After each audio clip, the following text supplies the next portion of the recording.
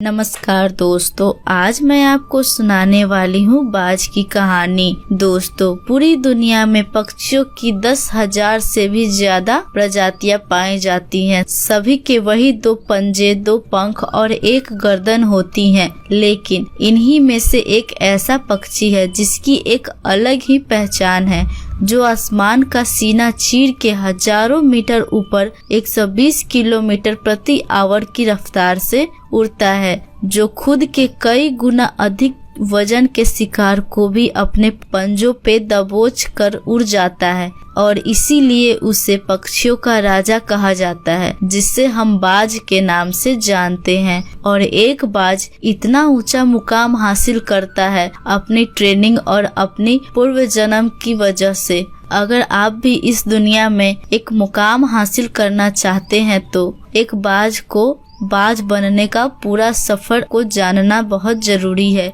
क्योंकि 25 से 30 की उम्र तक आने के बाद भी लोगों को रिस्क लेने से डर लगता है। लेकिन एक बाज की जीवन की शुरुआत ही रिस्क से होती है।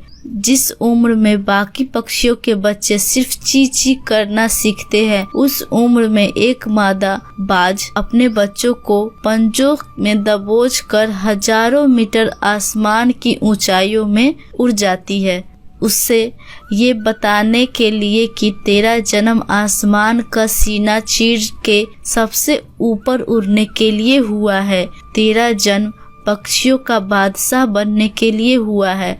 जमीन से हजारों मीटर ऊपर ले जाकर मादा बाज अपने पंजों से उसे छोड़ देती है और यही से शुरू होती है उसकी हाई रिस्क ट्रेनिंग। वो चूजा जमीन की तरफ तेजी से गिरने लगता है। थोड़ा नीचे आता है तो उसके पंख खुलने लगते हैं। नीचे आते आते वो अपने पंख फरफराने लगता है, लेकिन वो अभी तक उड़ना नहीं सीखा है। वो जमीन से कुछ ही ऊपर होता है। ऐसा लगता है कि कुछ ही सेकंड में उसका जीवन समाप्त हो जाएगा, लेकिन अचानक एक पंजा उससे अपने गिरफ्त में ले लेता है और वापस आसमान में उड़ जाता है। वो पंजा होता है उसकी माँ का, जो उसके पीछे उड़ रही थी। उसकी ये ट्रेनिंग तब तक चलती रहती है जब तक वो उड़ना नहीं सीख जाता है। इतनी हाई रिस्क ट्रेनिंग होने के बाद इस दुनिया को एक बाज मिलता है। बारिश के वक्त जब सारे पक्षी आश्रय की तलाश करते हैं, तब यही बाज उसी बारिश में आसमान को चीरते हुए ऊपर निकल जाता है और बादल से कहता है, तू बरस ले, कितना बरसेगा। और फिर नीचे आकर चैलेंज करता है। एक बाज की उम्र लगभग 70 साल होती है। जब वह 40 साल का होता है, तब एक परेशानी उसकी जिंदगी में मौत बनकर आती है, जो आपकी परेशानियों की तुलना में बहुत बड़ी होती है, क्योंकि 40 साल की उम्र में बाज को चोंच इतनी मुड़ जाती है कि उसे शिकार निगलने में बहुत परेशानी होती है। उसके पंख भारी हो जाते हैं, छाती से चिपकने लगते हैं, जिससे उड़ना बहुत मुश्किल हो जाता है। उसके पंजे लंबे और लचीले हो जाते हैं, जिससे वो शिकार को सही से नहीं पकड़ पाता। अब उस बाज के पास सिर्फ 3 रास्ते होते हैं।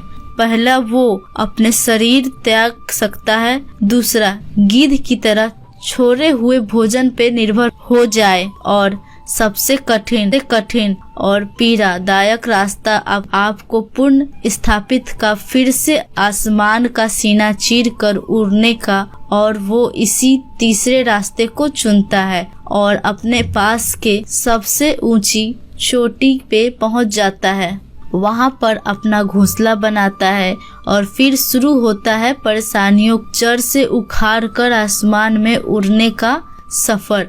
वह अपनी चोंच को एक चट्टान पर मार मार कर तोड़ देता है, लहूलुहान हो जाता है और इंतजार करता है नई चोंच के आने का।